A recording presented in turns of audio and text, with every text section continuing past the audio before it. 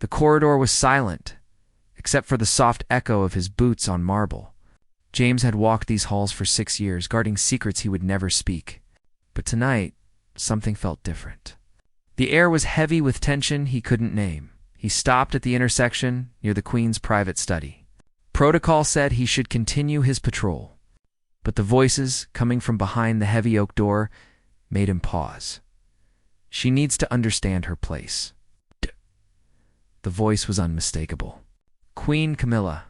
Her tone was ice cold, nothing like the warm smile she wore for cameras. James pressed his back against the wall. Every instinct told him to walk away. Royal guards didn't listen. They protected, observed, and stayed silent. But something in her voice held him there. Charlotte is becoming too bold, the Queen continued. Always in the spotlight. Always stealing attention. It ends now. James felt his chest tighten. Princess Charlotte. The 9-year-old girl who always smiled at the guards, who said good morning like they mattered, who reminded him of his own daughter. Another voice responded, quieter, harder to hear. What exactly are you proposing, Your Majesty? I want her removed from tomorrow's event. Tell Catherine she's ill. Tell them anything. I don't want that child standing next to me when the cameras flash. The words hit James like a fist. This wasn't about protocol or scheduling. This was something darker. Something personal. He knew he should leave. Report nothing. See nothing.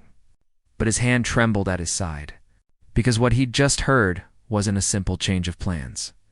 It was the beginning of something that could destroy a child's place in her own family.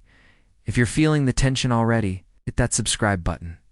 This story is just getting started, and you won't believe what happens next. James took 3 silent steps backward. His mind raced through options. Report it? To whom? The Queen's word was law in these walls. Stay quiet? Let a 9-year-old girl become invisible at the hands of someone who should protect her? The door handle turned. James moved quickly, rounding the corner just as light spilled into the hallway. He kept walking, his pace steady, his face blank. But inside, his heart pounded like a war drum. James. The voice stopped him cold. He turned. The Queen's private secretary stood in the doorway, her eyes narrow and searching. Were you standing there long? Just passing through, ma'am. Regular patrol. She studied him for 3 long seconds, then nodded. Very well. Carry on. The door closed. The corridor went dark again. James continued walking, but nothing felt normal anymore. His 6 years of service had taught him one rule above all others. Loyalty to the crown was absolute. But what happened when the crown turned against its own? He thought of Princess Charlotte's face, the way she'd waved at him last week after a school visit, the way she seemed to carry light with her everywhere she went, and he thought of his daughter at home. What would he want someone to do if she were the one being erased? By the time James reached the East Wing, his decision was made. He didn't know how yet, but he was going to stop this, even if it cost him everything. Astrus's sleep didn't come that night. James sat in his small apartment, still in uniform, staring at the photo on his desk. His daughter Emma, gap-toothed and grinning, holding a toy crown she'd gotten at a street fair. What would you do, sweetheart? He whispered to the picture, but he already knew the answer. Emma would tell him to be brave, to do the right thing, even when it was hard. She'd learned that from him, and now he had to live up to it.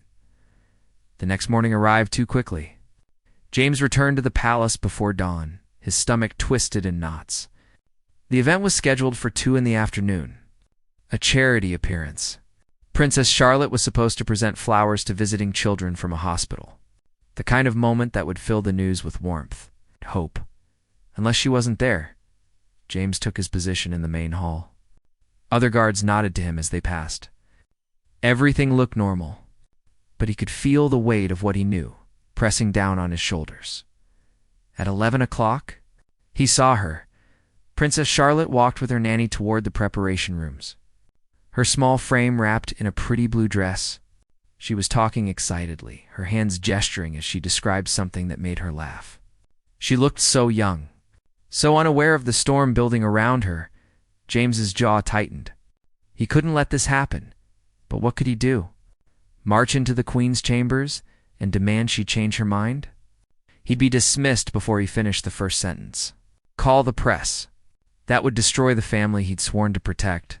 Tell Prince William or Princess Catherine? They might not believe him. Or worse, they might already know. His radio crackled. All units, positions for afternoon event. Commence final security check. Time was running out. James made his way to the service corridor. The hidden pathway staff used to move through the palace unseen. His mind spun through possibilities until one idea crystallized. Dangerous, maybe stupid, but possible. He found Thomas, the junior guard, who managed the daily briefings in the security office. Young, eager, and most importantly loyal to protocol over politics. Thomas, I need a favor. The young man looked up from his computer.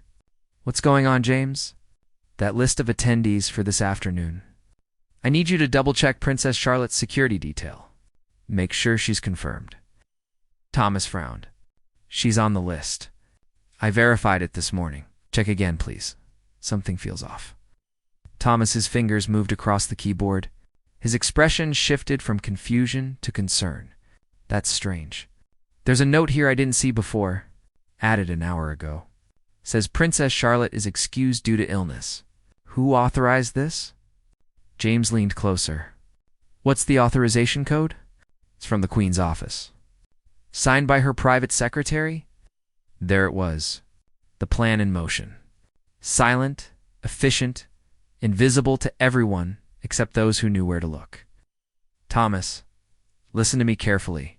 This isn't right. Princess Charlotte isn't sick. Someone wants her removed from that event, and it has nothing to do with her health. Oh. Thomas paled. James, what are you saying? We can't just... I heard it myself. Last night, the Queen ordered this. The room went deadly quiet. Thomas stared at him like he'd just confessed to treason. Maybe he had. You're asking me to go against a direct order from the Queen, Thomas said slowly. Do you understand what that means? I know exactly what it means. But I also know what it means to let a child be hurt because we were too afraid to act. Thomas closed his eyes. Opened them. What do you need? James felt hope spark in his chest. Can you send an alert to Prince William's personal guard? Tell them there's a scheduling conflict that needs immediate family confirmation. That'll trigger questions. Lots of them. Good. Let them ask. Let Prince William find out what's happening before it's too late. Thomas hesitated for only a moment. Then his fingers flew across the keyboard. Done. But James, if this goes wrong, we're both finished. I know. James left the office, his heart racing. The message would reach Prince William within minutes. And when it did, everything would explode. The palace erupted in controlled chaos exactly 17 minutes later. James stood at his post, watching staff rush past with tight expressions and urgent whispers. Phones rang. Doors slammed. The kind of activity that only happened when something had gone terribly wrong, or was about to. He kept his face neutral, his posture perfect. But inside, his pulse hammered. Prince William appeared in the corridor like a storm given human form. His face was set in hard lines, his stride purposeful and angry. Behind him, Princess Catherine moved quickly, her expression tight with concern. They swept past James de Ward, the Queen's wing. He didn't move, didn't breathe. Just watched as the confrontation he'd set in motion began to unfold. 10 minutes passed, then 20. The palace seemed to hold its breath. Then the door to the Queen's study flew open. Prince William's voice carried down the marble hall, sharp and clear. She is my daughter. Mine and Catherine's. Not a piece on your chessboard. James couldn't hear the Queen's response, but he didn't need to. The silence that followed was answer enough. Princess Catherine emerged first, her face pale but composed. She walked directly to the preparation rooms where Charlotte waited. James could see the determination in every step. This mother was going to protect her child, consequences be damned. Prince William came next. His jaw clenched so tight it looked painful. His eyes swept the corridor and landed directly on James. For one terrible moment, James thought he'd been discovered, that somehow Prince William knew exactly who had triggered this confrontation. But the prince simply nodded once. A brief, almost invisible gesture of acknowledgement. Then he was gone. James exhaled slowly. His legs felt weak.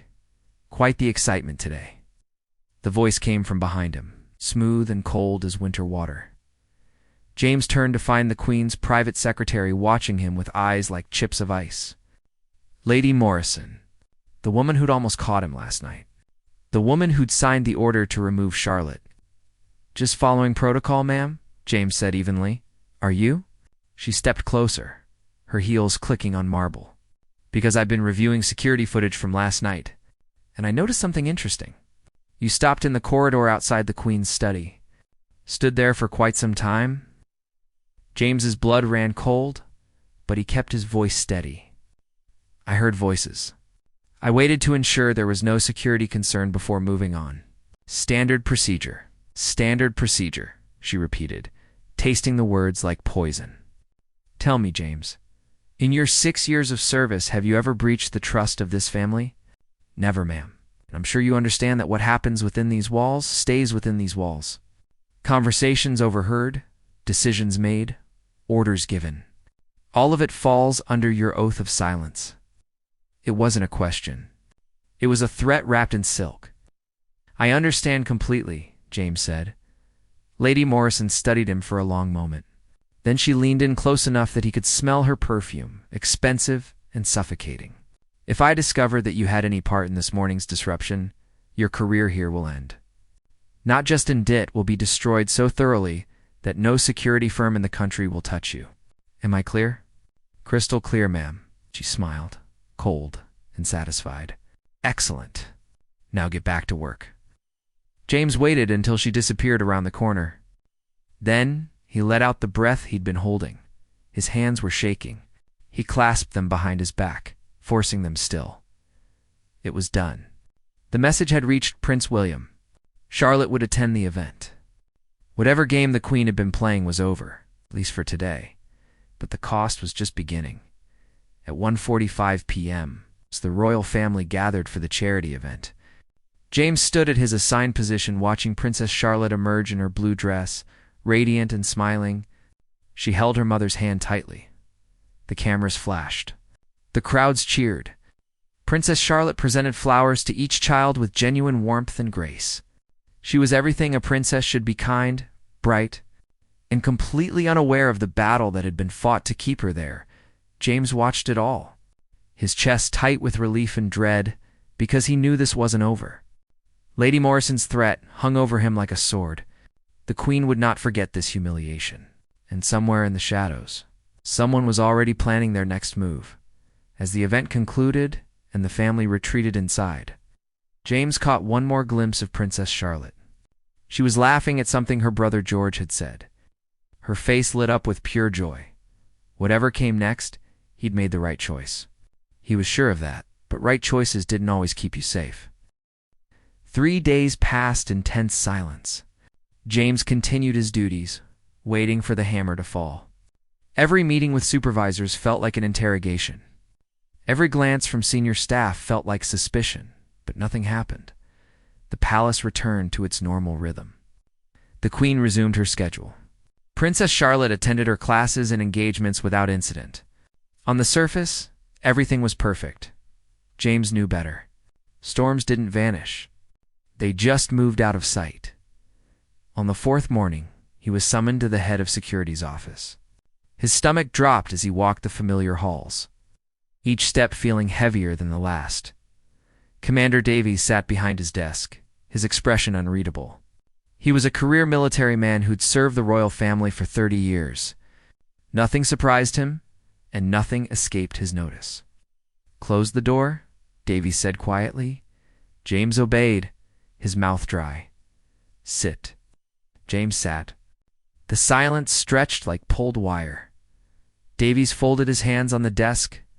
I'm going to tell you a story, James, and you're going to listen without interrupting. James nodded. 23 years ago, I was a young guard. Much like yourself, loyal, dedicated, certain that protocol was everything. Davies paused, his eyes distant. One night, I overheard something I wasn't meant to hear. A conversation between senior royals. Something that could have hurt someone vulnerable. Someone who couldn't defend themselves. James's pulse quickened. I made a choice that night, Davies continued. A choice that went against every rule in the book. I intervened. Quietly, carefully, and it cost me dearly. I was demoted, investigated, nearly dismissed. Oh. He leaned forward, his gaze sharp and knowing. But the person I protected? They're still here today. Thriving, safe, and I sleep well at night because of it. James felt his throat tighten. Sir? Davies held up a hand. I said, no interrupting. Now I've reviewed the security footage from 4 nights ago.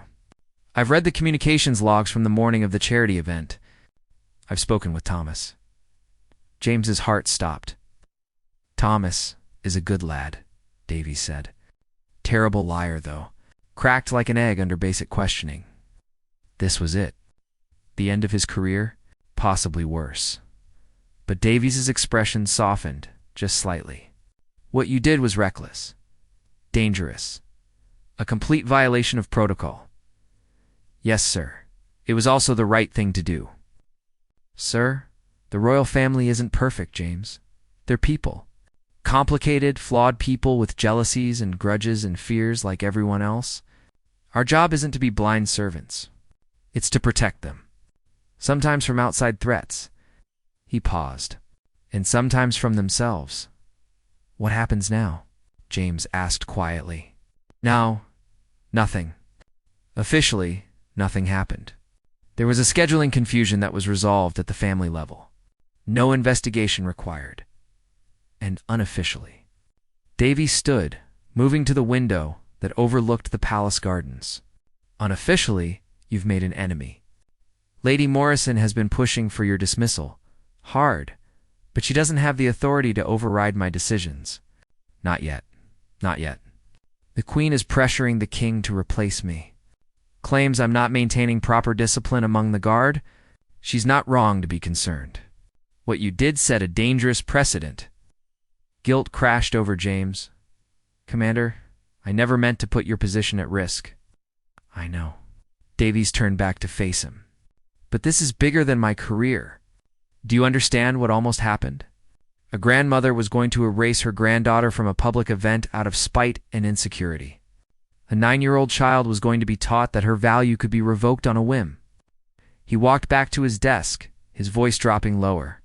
The monarchy survives because people believe in it. In the dignity, the continuity, the protection of family. When that family starts cannibalizing itself, when children become pawns, the whole structure weakens. What should I do? James asked. Your job. Keep your head down. Protect every member of that family, even the ones who would hurt you. And watch your back, because Lady Morrison won't stop until she finds a way to remove you. James stood, processing everything. Thank you, sir. For understanding. Don't thank me yet. This isn't over. As James reached the door, Davies called out one more time. James, your daughter. Emma, isn't it? James froze. Yes, sir. She's lucky to have a father who knows what integrity costs. Make sure you're still around to teach her that lesson in person. James nodded, unable to speak past the lump in his throat. He left the office, his mind reeling. He'd been given a reprieve, but at what cost? Commander Davies's career was now in jeopardy. Thomas was exposed, and Lady Morrison was circling like a predator who'd tasted blood. But as James returned to his post, he passed the grand portrait hall. And there, standing alone and studying a painting of past royals, was Princess Charlotte. She turned, saw him, and smiled. Good morning, James. Good morning, Your Highness. That's my great-great-grandmother, she said, pointing at the portrait. Did you know she stood up to Parliament when they tried to take her rights away? James felt something tighten in his chest. I didn't know that. She was very brave. My dad tells me stories about her. He says being royal isn't about crowns and jewels. It's about standing up for what's right, even when it's hard. She looked at him with those clear, innocent eyes, and James realized she had no idea how close she'd come to being erased. No idea of the battle fought in her name. "Your father is a wise man," James said softly. Charlotte smiled again, then skipped off toward her lessons, her shoes echoing on marble. James watched her go, and knew with absolute certainty that he'd made the right choice. Whatever consequences came, they were worth it. 2 weeks later, the palace announced Commander Davies's retirement, effective immediately. After 30 years of distinguished service, he would be stepping down for personal reasons. James read the official statement on his phone, sitting in his car before his shift. His hands clenched around the device until his knuckles went white. Personal reasons. The lie tasted bitter even in written form. He'd done this. His choice to intervene had cost Davies everything. When James entered the palace that morning, the atmosphere had changed. The new head of security was Commander Walsh, a cold-eyed woman from the Queen's preferred security firm. She'd called an immediate meeting of all guards. James stood in the assembly room with 30 other men and women, all of them silent and tense. Walsh stood at the front, her uniform crisp and intimidating. "Let me be clear about expectations," she said, her voice cutting through the room like a blade. "Loyalty to the crown is absolute. Discretion is mandatory. Protocol is sacred." Eyes swept across the gathered guards and landed on James, held there for 3 long seconds. "Any violation of these principles will result in immediate termination and possible legal action. There are no exceptions, no second chances. We serve the royal family, not our personal moral compasses." The message was clear. Davies was gone. The old protection was gone. One wrong step, and James would be next. After the meeting, James found Thomas in the break room. The young man looked hollowed out, his eyes shadowed from lack of sleep. "This is my fault," Thomas said quietly. "I should have kept my mouth shut when they questioned me. You told them the truth. That takes courage." "Courage." Thomas laughed bitterly. "Davies lost his job because of us, because I was weak. He lost his job because he had integrity. And because the Queen needed to send a message." James put a hand on the younger man's shoulder. "Don't let her win by making you regret doing the right thing." But even as he said it, James felt doubt creeping in. Had it been worth it? Charlotte was safe? Yes. But Davies was gone. Thomas was traumatized. And James lived every day waiting for the axe to fall. The following week brought a new shock. Princess Charlotte fell ill. Actually ill this time. Severe flu that kept her bedridden for 5 days. The palace released statements. Doctors were called. Prince William and Princess Catherine rarely left her side. James watched the commotion with growing unease. Something felt off. The timing was too convenient. Illness too severe for a healthy 9-year-old. He kept these thoughts to himself. But his instincts, honed over 6 years of reading palace undercurrents, screamed warnings. On the 5th night of Charlotte's illness, James was assigned to night patrol near the royal family's private wing. It was a prestigious post, usually reserved for senior guards. Should have been honored. Instead, he was terrified. At 2 a.m., he heard footsteps. Light. Careful, someone moving through the halls, who didn't want to be noticed. James pressed into a shadowed alcove and watched. Lady Morrison appeared, carrying a small medical bag. She moved toward the wing where Princess Charlotte's room was located. James's blood turned to ice. He counted to 10 and followed. The corridor was dark except for dim emergency lighting. Lady Morrison stopped outside Charlotte's room, glanced around, then slipped inside. James moved closer, his heart hammering. What was she doing? Why would the Queen's secretary be visiting a sick child in the middle of the night with medical supplies? Through the crack in the door, he heard voices. Lady Morrison's low murmur, and Princess Catherine's, sharp and alert despite the hour. "What are you doing here?" Catherine's voice carried the weight of a mother's suspicion. "Her Majesty sent me with additional medication." The doctor suggested, "Get out." The command was soft but absolute. James had never heard Princess Catherine speak with such controlled fury. "I'm only trying to help," I said. "Get out. Now, and you can tell Her Majesty that if she sends anyone else to my daughter's room without my explicit permission, I will make it a public issue." Do you understand? Silence, and footsteps approaching the door. James barely had time to move before Lady Morrison emerged, her face twisted with rage and humiliation. She stormed past without seeing him, the medical bag clutched tightly. James waited until she was gone. Then he slipped back to his patrol route, his mind racing. What had just happened? Had Lady Morrison really been sent by the Queen? And if so, what was in that bag? The next morning, Princess Charlotte's condition improved dramatically. By afternoon, she was sitting up and asking for her favorite books. The doctors declared her recovery remarkable. James couldn't shake the feeling that something darker had been at play. That Charlotte's illness hadn't been chance, okay? That her sudden recovery came only after Catherine had thrown Lady Morrison out of her room. But he had no proof, just suspicions, and the memory of Catherine's fierce protectiveness. 3 days later, James received a letter at his home address. No return label. Postmarked from London, inside was a single sheet of paper with a typed message. You were right to act. But this isn't over. They won't stop until Charlotte is completely under their control or completely removed. Watch. Wait, and when the time comes. Be ready to choose again. You're not alone. It was unsigned. James read it 3 times, then burned it in his sink. His hands shook as he watched the paper curl and blacken. Someone else knew.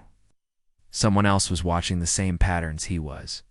Someone inside the palace who understood what was happening, but who, and could he trust them? As James lay in bed that night, unable to sleep, he thought about his daughter. About Princess Charlotte, about the impossible weight of choosing between safety and silence. The palace felt less like a historical monument and more like a battlefield. He was standing right in the middle of it, armed with nothing but his conscience and the terrifying certainty that the real fight was still coming. The breaking point came 6 weeks after the charity event. On a cold morning in early spring, frost still clung to the palace windows and the world felt brittle. James was called into Commander Walsh's office. His stomach clenched the moment he saw Lady Morrison standing beside Walsh's desk, her smile sharp as broken glass. Please sit, James, Walsh said, her tone professionally neutral. James sat, kept his face blank, waited. We've been conducting a routine review of security protocols, Walsh began, and some concerning patterns have emerged. Lady Morrison's smile widened. Specifically regarding your conduct, what concerns? James asked evenly. Walsh slid a folder across the desk. Unauthorized communications, breaches of confidentiality, and evidence that you've been sharing internal palace information with outside parties. James opened the folder. His blood ran cold. Inside were printed emails, messages he'd never sent, communications with tabloid journalists, detailed information about royal family schedules, movements, and private conversations, all of it fake. All of it expertly forged with his name attached. This isn't real, James said, his voice steady, despite the panic rising in his chest. These messages are fabricated. The digital forensics team disagrees, Lady Morrison said smoothly. The emails were sent from your personal computer, your IP address, your login credentials. Okay, then someone accessed my accounts. This is a setup. It's a serious accusation, Walsh said. Do you have any evidence? James looked between them. Walsh's expression was professionally skeptical. Lady Morrison's was triumphant. This had been planned meticulously, and he'd walked right into it. I've served this family for 6 years, James said quietly. Never once have I broken my oath, till you did, Lady Morrison interjected. The night you eavesdropped on a private conversation. The morning you interfered with official royal scheduling. Don't think we've forgotten. There it was. The real reason? This wasn't about fake emails. It was about punishment. About making an example.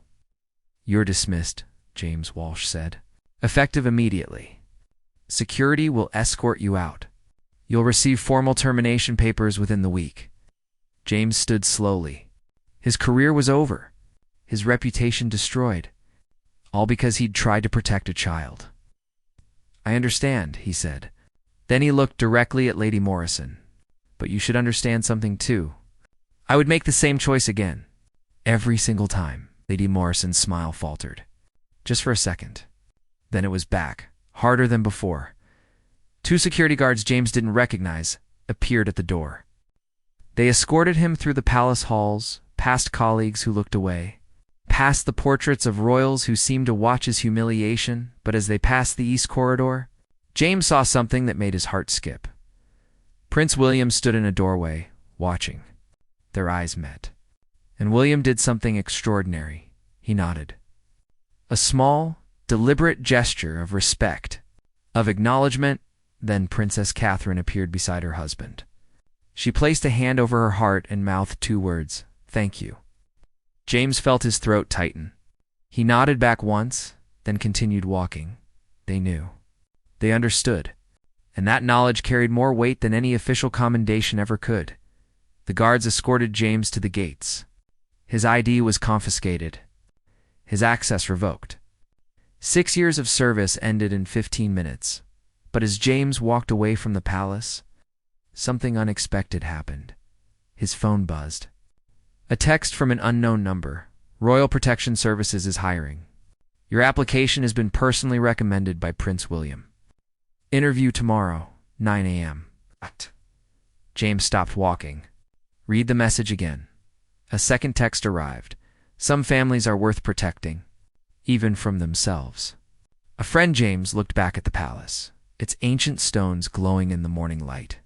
Somewhere in there, Princess Charlotte was laughing, playing, living a life she almost lost before she knew it was threatened. And somewhere in those halls, allies existed. People who understood that loyalty meant protecting what was right, not just what was powerful. 3 months later, James wore a different uniform. Royal Protection Services specialized in discreet security for royal family members during private time. No palace politics. No court intrigue. Just direct protection. His primary assignment? Princess Charlotte's security detail during school and private events. On his first day, Charlotte ran up to him in the school courtyard, her face bright with recognition. "James, you're back. I'm here to make sure you're safe, Your Highness." She hugged his waist quickly, then pulled back, embarrassed by her own enthusiasm. "I'm glad. I missed seeing you. I missed you too." As Charlotte ran back to her friends, Prince William approached. He'd been standing nearby, watching the interaction. "Thank you," William said quietly, "for everything you risked. Catherine and I know what happened. We know what you stopped. I was just doing what was right, sir." "No, you did something much harder. You chose right over safe." "That's rare." William paused. "Davies told me what kind of man you are before he retired." He was right. "How's Commander Davies?" "Consulting for international security firms, making 3 times what he made at the palace, and sleeping well at night." William's expression grew more serious. "The situation with my stepmother is complicated. She's not evil. She's insecure. Threatened by children who remind everyone she wasn't born into this. With respect, sir. That doesn't excuse trying to hurt them. No, it doesn't. Which is why Catherine and I have made it clear that any future interference with our children will be met with immediate public consequences. The king supports us. The queen knows her influence has limits now. And Lady Morrison?" William's smile was cold. "Reassigned to administrative duties. Far from any decision-making power, James felt some of the weight he'd carried for months begin to lift. "Your daughter Emma," William said. "Catherine mentioned you talk about her often. How old is she?" 7, sir. Bring her to the palace next month. Charlotte's birthday party. Private event. I think they'd get along well." James felt his eyes burn. "That's very generous, Your Highness. It's fair. Your daughter should know her father is a hero, even if the world never will." As William walked away, James stood in the courtyard, watching Princess Charlotte play with her classmates. Her laughter carried on the spring breeze, bright and unburdened. She would never know about the night in the corridor, the confrontation she'd sparked, the careers destroyed and rebuilt in her name. She would grow up thinking the world was fair and her family united, and that was exactly how it should be. James pulled out his phone and texted his daughter. "Guess what, sweetheart? You're invited to a princess's birthday party." Emma's response came immediately. "Really? Can I wear my crown?" James smiled, the first real smile in months. "You can wear whatever you want. You're my princess." As he put his phone away, James looked back at the palace one last time. Its towers reached toward the sky, holding centuries of secrets and scandals and small acts of courage that would never make history books. He'd lost his old job, his reputation among certain circles, his naive belief that institutions always protected the innocent, but he'd kept something more valuable: his integrity, his ability to sleep at night, and the knowledge that when it mattered most, he'd chosen to be the kind of man his daughter could be proud of. In the end, that was worth more than any palace could offer. Princess Charlotte's laughter rang out again, pure and joyful, carrying on the wind like a promise that some things were still worth fighting for.